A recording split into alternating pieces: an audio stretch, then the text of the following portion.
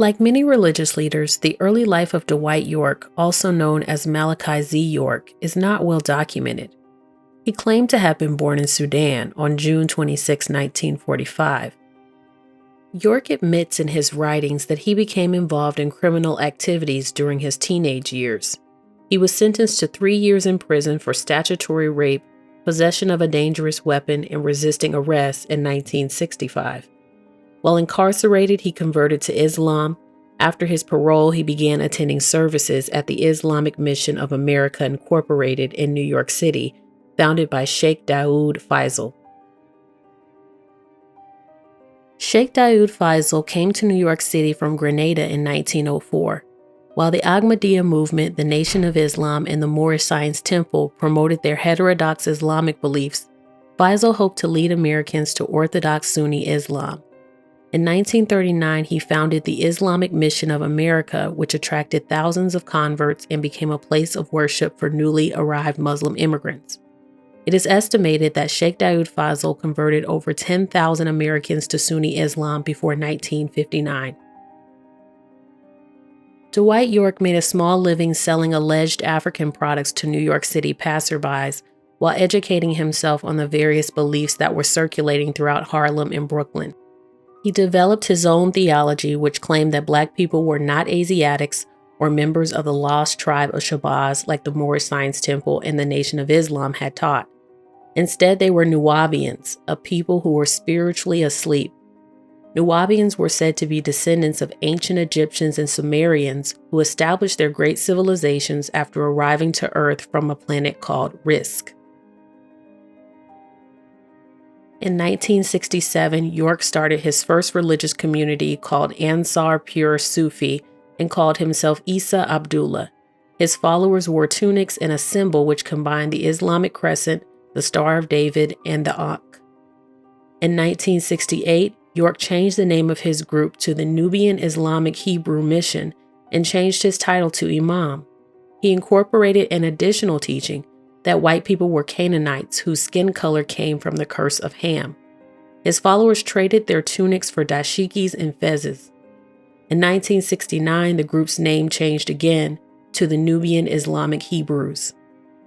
This pattern would repeat many more times over the years, and Dwight York would create 7 religious groups from 1967 to 1993. The longest religious phase under York's leadership would begin in 1973 when he changed his group's name to the Ansaaru Allah Community, or AAC. The shift started with a visit to Sudan, where he sought out the descendants of Mahdi Muhammad Ahmad, a Sudanese religious leader who led a rebellion against colonial rule. York took pictures in front of Ahmad's tomb and with some of Ahmad's descendants. He claimed to have been initiated into several ancient orders and recounted a spiritual vision in which he saw the Archangel Michael. When York returned to New York City, he began claiming that his father was Mahdi Ahmad's grandson, Al-Hadi Abdur Rahman al-Mahdi. Since many believed that a Mahdi would be sent every 100 years, York used his purported birth date as proof that he was fulfilling the messianic prophecy. He adopted an honorific name of Imam Isa Abdullah Muhammad al-Mahdi and published a book entitled Muhammad Ahmad, the Only True Mahdi in 1976. York abandoned all teachings related to Judaism, and his followers switched out their dashikis and fezes for long white robes and turbans. On February 25, 1975, the Honorable Elijah Muhammad, leader of the Nation of Islam, died. His son Warith Deen Muhammad became the group's next leader. Internal disagreements began when Imam Warith disavowed Master Faraz's theology and moved the organization towards Orthodox Sunni Islam.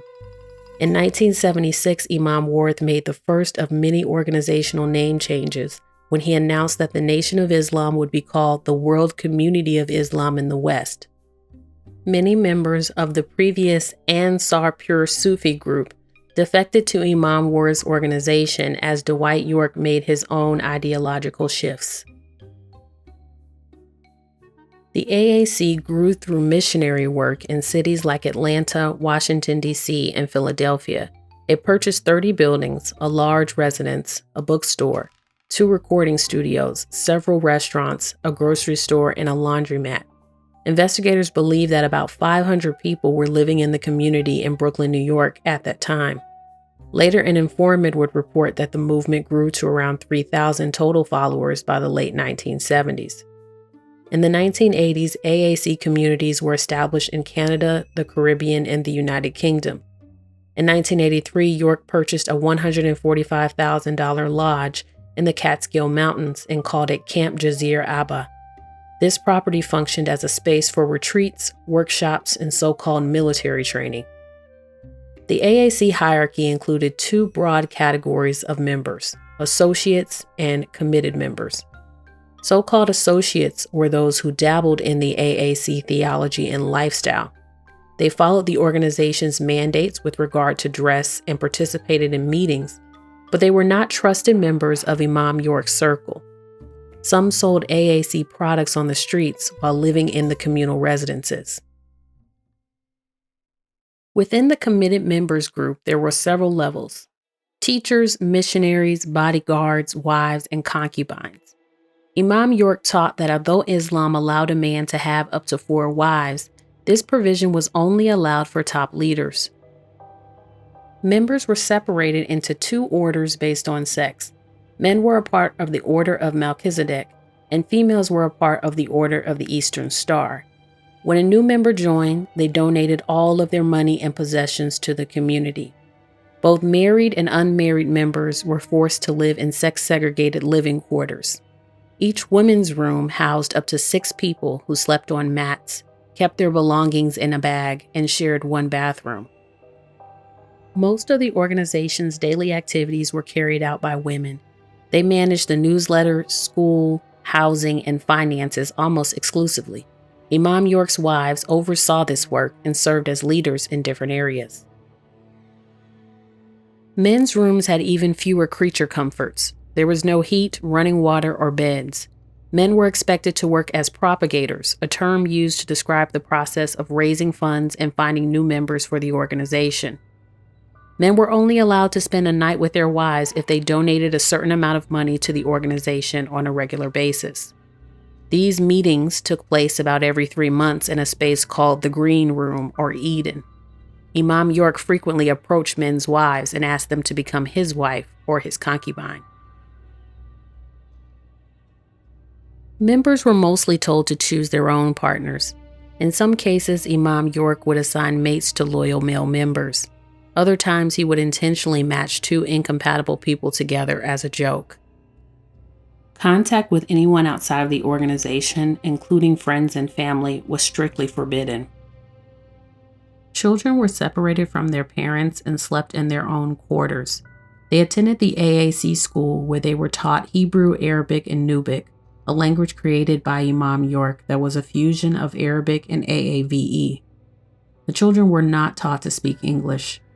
Imam York warned that the end of Shaitan's rule was approaching and the apocalypse would occur in the year 2000. Shaitan and Pale Man were terms he used for the devil. He urged his followers to birth 144,000 Nubian children who would rapture their parents away from Earth's destruction.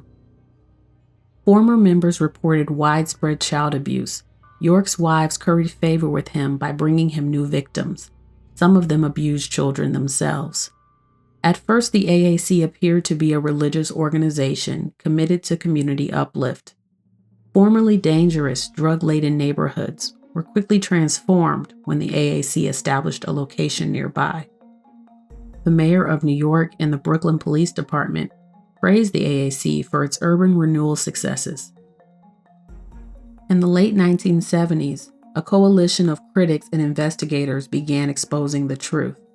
The FBI received several complaints which claimed that the AAC was a criminal organization that used religion as a front for its illegal activities. Ex-members became informants and revealed that the AAC's neighborhood cleanup success was achieved through a protection racket. First, the organization intimidated the existing security company which had contracts with businesses in the area. Once the company retreated, The organization forced store owners to pay weekly fees in exchange for AAC's protection. If a person was caught dealing drugs or stealing, the group would beat the perpetrator up themselves instead of calling the police. Through this scheme, the AAC made up to $6,000 a week.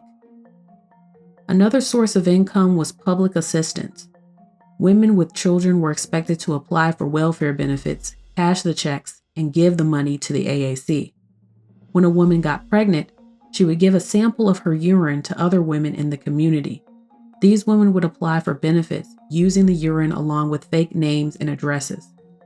Imam York told his members that welfare benefits were a form of reparations for American chattel slavery. There were also suspicions of arson. Multiple buildings would mysteriously catch fire in areas near an AAC mosque. The AAC would subsequently buy these burned buildings at auction for low prices. These and other alleged crimes like murder and illegal firearms possession caused multiple government agencies to take notice. At the same time, the opposition from Orthodox Islamic voices grew louder. In 1988, an Islamic scholar named Bilal Phillips published a book called The Ansaar Cult in America, which detailed his criticisms of the AAC. Imam York responded by publishing The Ansaar Cult, The Truth About Ansaaru Allah Community in America, Rebuttal to the Slanderers, in 1989. In the book, he rejects all previous translations of the Quran and states that only his translation is correct. He also condemns mainstream Islam for alleged racism. He claimed that Islam hid the fact that Muhammad and all other prophets were black. Sunni Muslims believe that the successor to Muhammad was a man named Abu Bakr. However, Imam York argued that this could not be true, since Abu Bakr was white. Instead, he claimed that his birth date, his alleged Sudanese Mahdi ancestry, and his race proved that he, Imam York, was the true successor to Muhammad. In 1990, a man came to Imam York's apartment and asked guards if he could meet with the leader. This request was not unusual, as many people waited throughout the day to speak with Imam York for various reasons. York declined to take the meeting because he was busy. The next day, the news reported that the man who asked for the meeting, Saeed Nosser, had been accused of assassinating a man named Meir Kanhana, founder of the Jewish Defense League. Saeed Nosser was acquitted of the murder charges, but was later convicted for conspiracy, based on the theory that the shooting of Kahane was a part of a larger terrorist plot, which included the bombing of the World Trade Center in 1993. Imam York was convinced that a contract had been put on his head and that he had narrowly escaped death. In 1992, he rejected Islam completely and renamed his group to the Holy Tabernacle Ministries, which reincorporated elements of Judaism. The group's mosque became a tabernacle. He told his female members to abandon their veils and robes.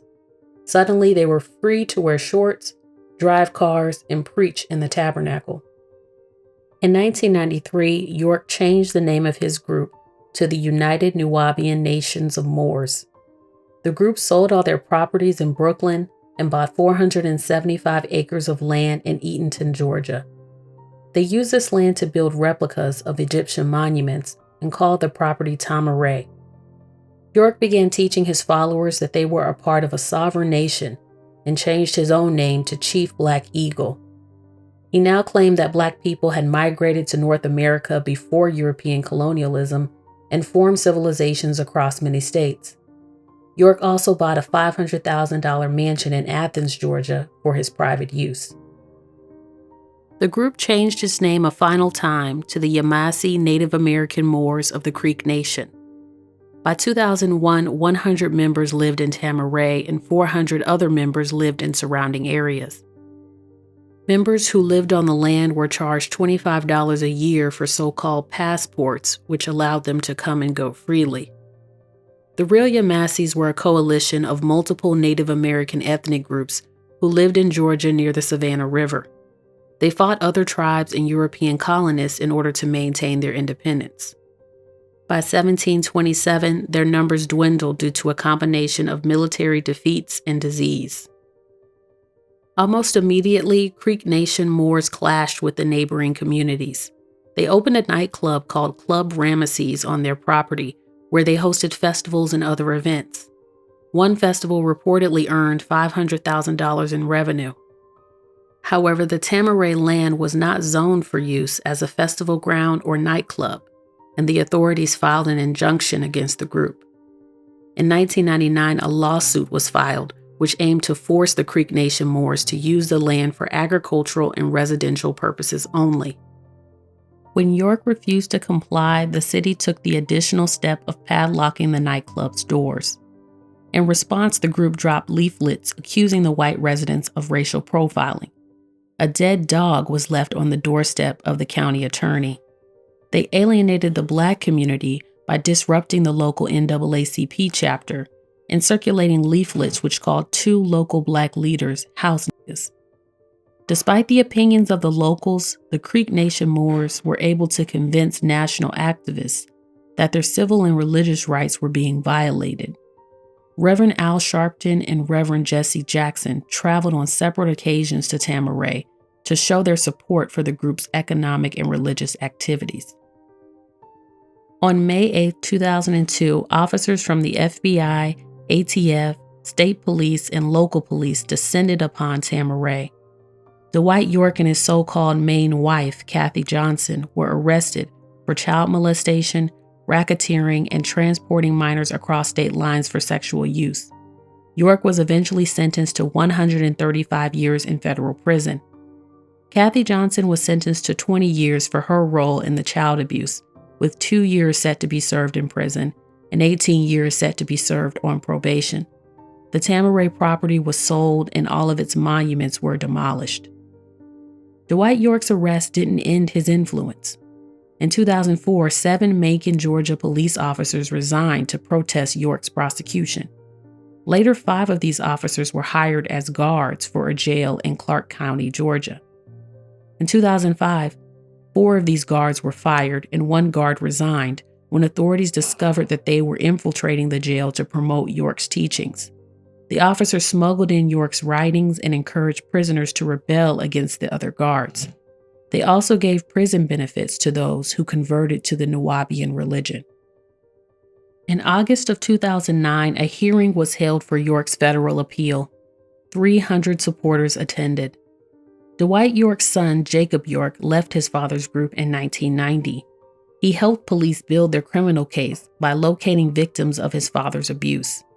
In 1998, when he found out about his father's new group in Georgia, he went to Tamaray to confront him. According to Jacob, his father admitted, "I don't believe in any of this shit.